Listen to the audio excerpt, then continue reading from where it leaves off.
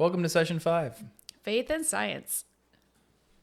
So you might be wondering, what happened to the atheism section? Why is there only one video? What's going on here?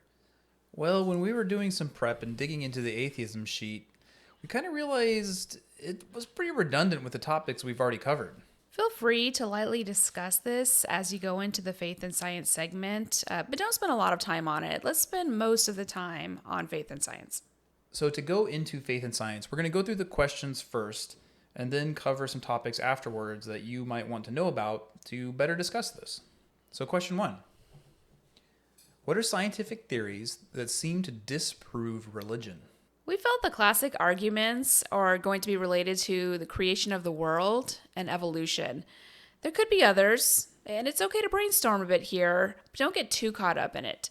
Later in this segment, we're going to cover ways that science is helping to confirm our beliefs. The next question, what are the scientific theories that go alongside the faith? Again, let them try and come up with their own ideas. But some examples might be how the Earth exists in a fairly small area in the solar system where life can even continue to exist.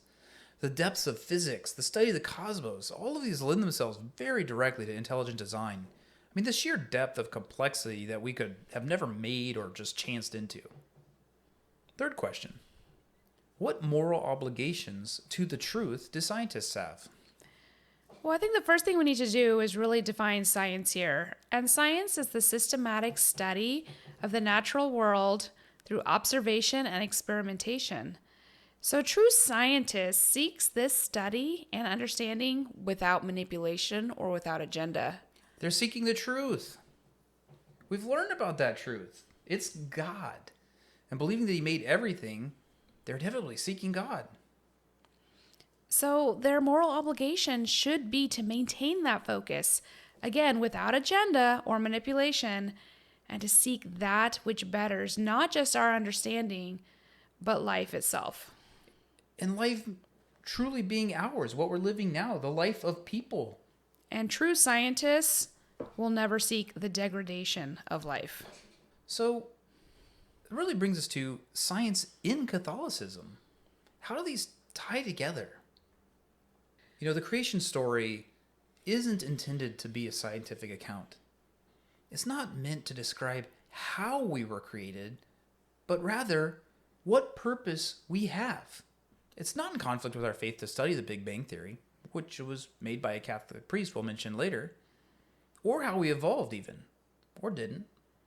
The important thing to remember is that there is one author, one architect, one truth behind all of these, and it's God. Only He gets to decide how it all is moving forward. As far as evolution goes, it's a common question. What do Catholics think about evolution, or are we even allowed to believe in evolution? And one of the answers that we can get there comes from the encyclical Humani Generis, written by Pope Pius XII. He said the teaching authority of the church does not forbid the theory of evolution as long as people examine both opinions and weigh both of them with careful thought.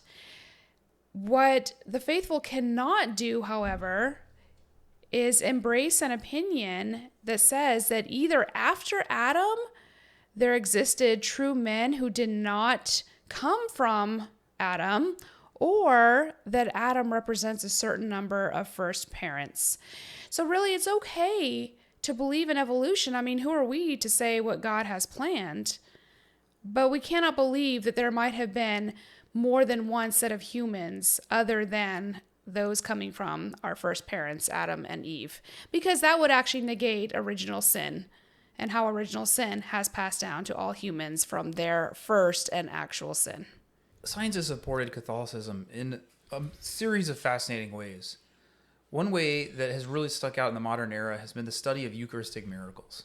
In their research, they're finding that there's true heart tissue. There's real blood that's still potentially living. White blood cells in it that should have been gone within 15 minutes of leaving the body. Muscle tissue that's experienced deep trauma. Be sure to watch this session video that you're going to be showing the kids because it covers this in even more depth. Another example of scientific investigation is the one that was done on San Juan Diego's tilma. By the time science had come far enough to have strong enough microscopes, not only were unexpected reflections found in the eyes of Mary on the tilma, but in that time period when the tilma would have been made, it is not even possible that it should have held up the test of time without degrading, nor is it possible for the image to have been seamlessly placed on the tilma without degradation. And so the analysis concluded that it had to be supernatural. Let's look at this from the other side. There's a ton of Catholics in science. In fact, a large number of scientists that study advanced physics and the cosmos, they're Catholics because they see how complex this system is. But we want to highlight just a small few of the many, many Catholics that are in science directly. One example, Galileo Galilei. He is considered the father of modern science. Nicholas Copernicus. He created the heliocentric solar system. André Marie Ampère. The principal theories of electromagnetism that lead us directly into modern electronics. Louis Braille. He invented Braille for the blind. Gregor Mendel. He was an Augustinian friar. He is also considered a father of modern genetics. Here's one related to my field. Mary Kenneth Keller, the first U.S. woman to receive a PhD in computer science. She was a sister. And that was in 1965, before it was even a widely known science. Louis Pasteur. Germ theory, microbiology, pasteurization is named after him. Another example of a woman, we have Euphemia Lofton Haynes. She was the first African-American woman to get a PhD in mathematics. Georges Lemaitre, a priest. This is him. He's the one that made the Big Bang Theory. Although he didn't coin the term Big Bang Theory, later people gave him that name, but the ideas can be attributed to him. Jerome Lejeune, he's the one who discovered the Down syndrome. He has also been a huge champion for life and not for destroying those life of those children who have Down syndrome. Stephanie Kwolek. You might not know it, but she invented Kevlar and has saved countless lives because of it.